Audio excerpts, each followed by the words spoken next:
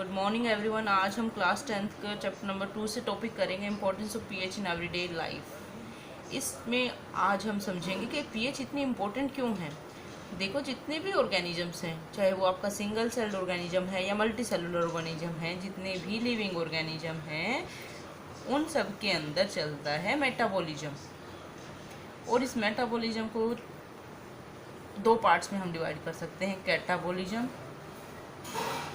And anabolism.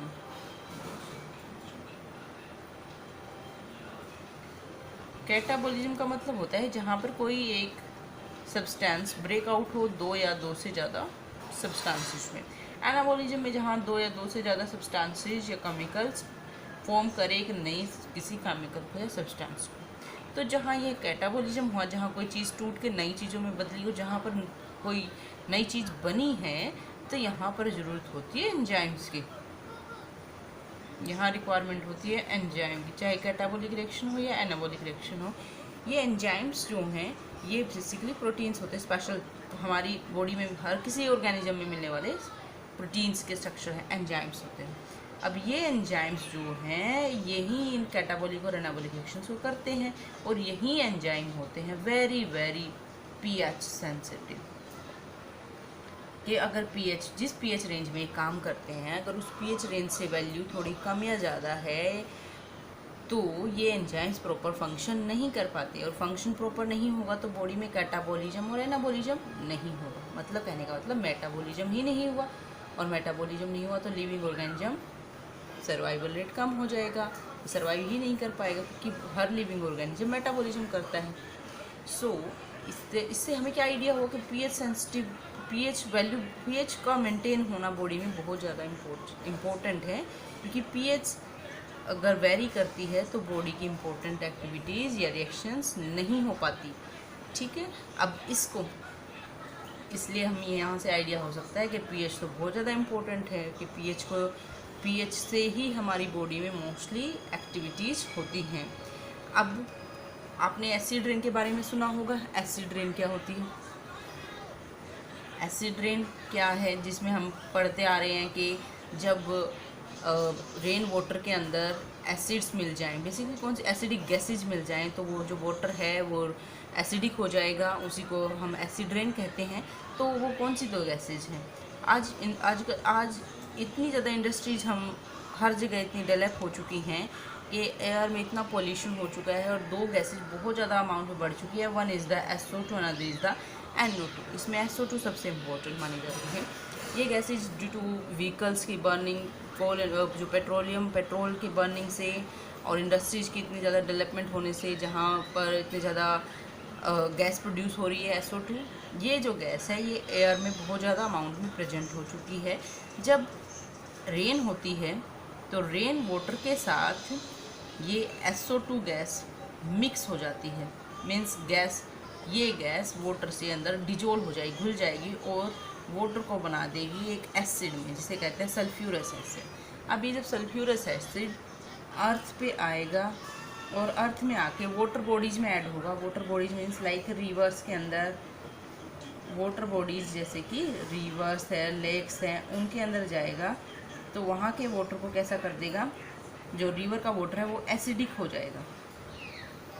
उसके water के acidic होने की वजह से जितना भी वहाँ पर लाइफ है, लाइक एनिमल्स हैं, एक्वेटिक प्लांट्स हैं, उनकी ग्रोथ पर एडवर्स इफेक्ट होगा। Even it may also cause death of the animals and the plants. So ये पीएच चेंज की वजह से हुआ। पीएच चेंज जैसी हुई वाटर की, उसकी वजह से वाटर के अंदर रहने वाले प्लांट्स और एनिमल्स पर एडवर्स इफेक्ट हुआ।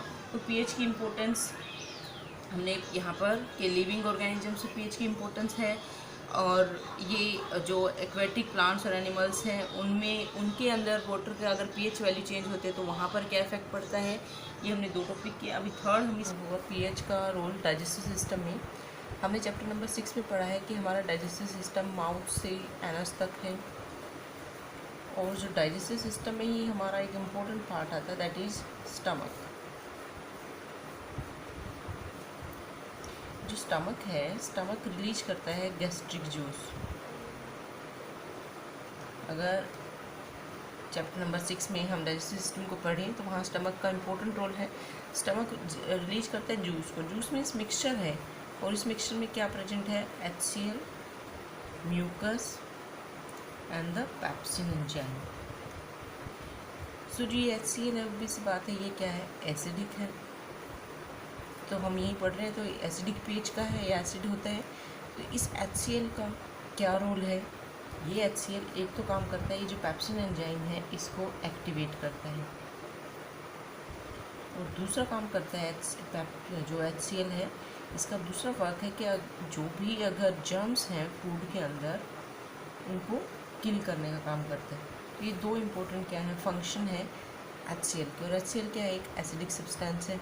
इसकी pH वैल्यू 1 to 2 है, अराउंड 1 to 2 इसकी pH वैल्यू रहती है। तो हम यहाँ से आइडिया लगा सकते हैं कि जो सब्सटेंसेस हमारी pH हमारे इस डाइजेस्टिव सिस्टम में भी रोल प्ले कर रहे हैं, लाइक HCl है। ऐसे ही आपने कभी वर्ड सुना हो इनडाइजेशन, या फिर जब कभी फैटी फूड ज़्यादा ले लें, फैटी फूड, उसकी वजह से फूड जो है डाइजेस्ट होने में टाइम लगता है।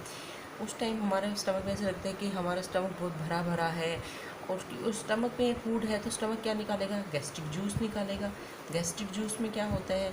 ये तीन चीज़ें, जिसमें हमारी मेन चीज़ क्या है? अगर हम बात करें, हम HCl के बारे में बात करें, HCl निकलता रहेगा। HCl जब स्टमक में रहेगा और खाना जो है वो इंडाइजेशन की प्रॉब्लम हो रही है, क्योंकि खाना बहुत ज़्यादा खाया गया है या फूड जो है वो फैटी है, फैटी फूड है, तो जिसकी वजह से स्टमक के अंदर HCl ज़्यादा रिलीज होगा, और इसकी वजह से स्टमक में पेन होगा और जलन महसूस होगी। इस पेन को कम करने के लिए डॉक्टर्स क्या सजेस्ट करते हैं? एंटासिड्स। ये एंटासिड्स क्या है? वो टैबलेट्स जो एसिडिटी को या HCl के जो पेन को उसको कम करेंगे, एंटासिड्स होती हैं। एंटासिड किसकी बनी होती है? बेस की। बेसिकली ये माइल्ड बेस होते हैं, हल्के बेस। और जो मोस्ट कॉमन बेस यूज होता है एंटासिड्स को बनाने में, that is the magnesium hydroxide, ये जिसको कहते हैं मिल्क ऑफ मैग्नीशिया। इसी का दूसरा नाम मिल्क ऑफ मैग्नीशिया भी है। इससे ये एंटासिड्स बनती है।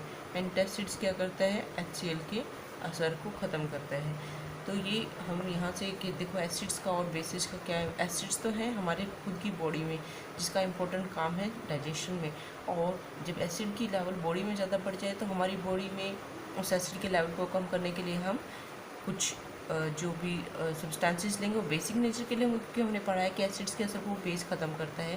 तो ये हमने पढ़ा कि pH जो है हमारे डाइजेस्टिव सिस्टम में भी रोल प्ले करती है, जैसे कि acidic pH of the HCl। Next इसमें हम टॉपिक करेंगे फोर्थ टॉपिक जो, या फोर्थ पॉइंट जो है कि pH का role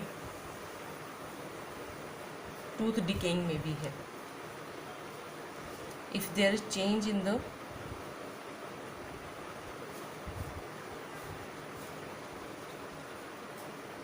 pH of mouth, that results in tooth decay। अगर चेंज होती है pH माउथ के अंदर, वो भी टूथ डिके के लिए रिस्पॉन्सिबल होती है। ये pH कैसे चेंज होगी, किस तरीके से होगी? क्या है कि हम जब कभी फूड खाते,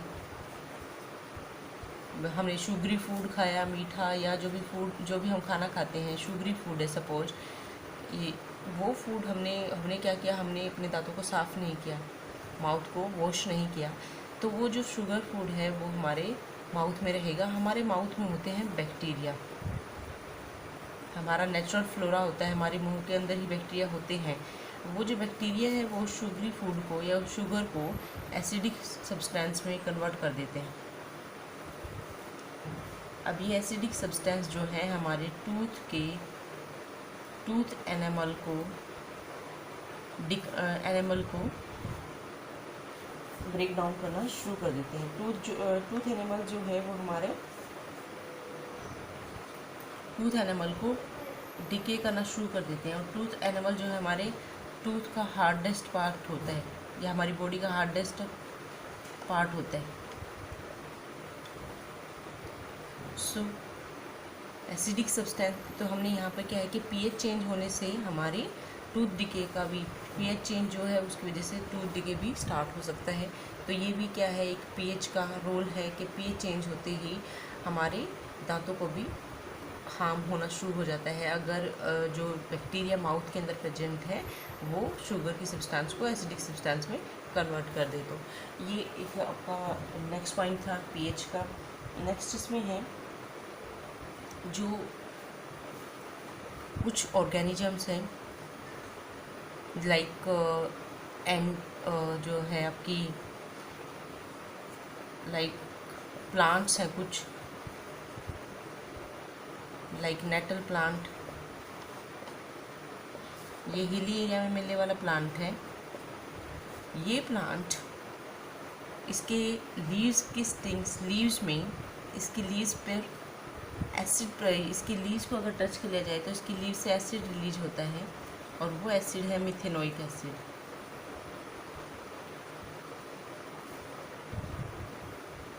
नेटल प्लांट, इसकी लीव से मिथेनोइक एसिड रिलीज होता है और ये मिथेनोइक एसिड, जैसे अगर किसी ने इसके लीव्स को टच कर लिया तो वो मिथेनोइक एसिड इरिटेशन कॉज करेगा। लेकिन इसी के पास में एक प्लांट होता है that is the dope plant. ये डोप प्लांट को अगर इसके डोप प्लांट के लीव्स को रब कर लिया जाए बर्निंग एरिया में तो रिलीफ मिल जाता है। तो हमने यहाँ पे क्या कि कुछ प्लांट्स भी एसिडिक सब्सटेंसेस को रिलीज करते हैं, जैसे कि यहाँ पर एग्जांपल है आपका नेटल प्लांट का। ये मिथेनोइक एसिड को रिलीज करता है इसके लीव्स में।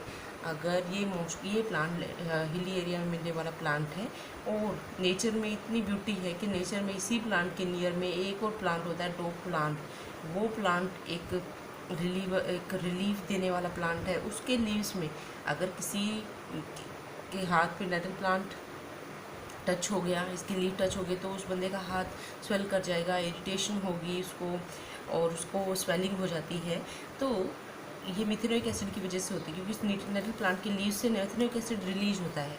और जैसे ही डोप प्लांट को लीफ को रब कर लिया जाए, उस एरिया पर हैंड पर रब कर लिया जाए तो हमें क्या मिलता है, रिलीफ मिलता है। क्योंकि डोप प्लांट, इसका मतलब क्या रिलीज किया, डोप प्लांट क्या रिलीज करेगा, बेस रिलीज करेगा। क्योंकि मिथेनोइक एसिड रिलीज किया था नेटल प्लांट ने और एसिड के अटैक को या एसिड के असर को कौन कम करता है, बेस। तो डोप प्लांट बेसिक सब्सटेंस को रिलीज करता है जिससे हमें रिलीफ मिल जाता है। तो नेचर में भी ऐसे प्लांट्स हैं जो इस टाइप का फिनोमिनन शो करते हैं। और जो हनी बी है, बीस जो है आपकी हनी बी, मोस्टली किसी ना किसी को हनी बी ने काटा होगा। तो हनी बी जो होती हैं उनके स्टिंग के अंदर भी, वो अपने स्टिंग के अंदर भी एक एसिड रिलीज करते हैं। ये डिफेंस के लिए करते हैं, एनिमल्स और प्लांट्स अपने डिफेंस के लिए इस टाइप का सब्सटेंसेस को रिलीज करते हैं। हनी बी जो है उसके स्टिंग में भी एसिड रिलीज होता है और वो एसिड भी मिथेनोइक एसिड होता है। अगर इस मिथेनोइक एसिड को ये जैसे ही किसी को स्टिंग किया हनी बी ने तो वो मिथेनोइक एसिड हमारी बॉडी में एंटर करेगा और हमें क्या करेगा, इरिटेशन कॉज करेगा। अब हमने यहाँ पर कोई बेसिक चीज़ लाइक बेसिक आपका बेकिंग सोडा या बेसिक किसी चीज़ को रब कर लिया। सपोज हमारे पास बेकिंग सोडा है घर पे, बेकिंग सोडा बेसिक होता है, उसको रब कर लिया तो हमें क्या मिलेगा, रिलीफ मिलेगा। तो ये हनी बी ने स्टिंग में मिथेनोइक एसिड को रिलीज किया अपने डिफेंस के लिए। कुछ एनिमल्स एसिड्स को या बेस को यूज़ कर रहे हैं तो एसिड्स को हनी बी की स्टिंग में मिथेनोइक एसिड होता है, उसको वो एज ना डिफेंस की तरह यूज़ करती है। तो कुछ एनिमल्स और कुछ प्लांट अपने आप को डिफेंस करने के लिए अदर एनिमल्स से डिफेंस करने के लिए भी एसिडिक सब्सटेंसेस को रिलीज करते हैं। तो ये क्या था, कुछ कॉमन यूजेस थे या आप कह सकते हैं पीएच की इम्पोर्टेंस थी जहाँ हमारी डेली लाइफ में जहाँ हमें कुछ ऐसे एग्जांपल्स एनकाउंटर होते हैं कि पीएच का कहाँ जहाँ पीएच चेंज हो या पीएच सब्सटेंस कोई एनिमल या प्लांट रिलीज करता है तो वो किस लिए करता है और क्या उसका पर्पज़ है। सो आई होप कि आपको ये चैप्टर का ये टॉपिक इम्पोर्टेंट टॉपिक है, समझ में आया होगा। इससे नेक्स्ट वीडियो में हम नेक्स्ट टॉपिक करेंगे, that is some important chemical compounds.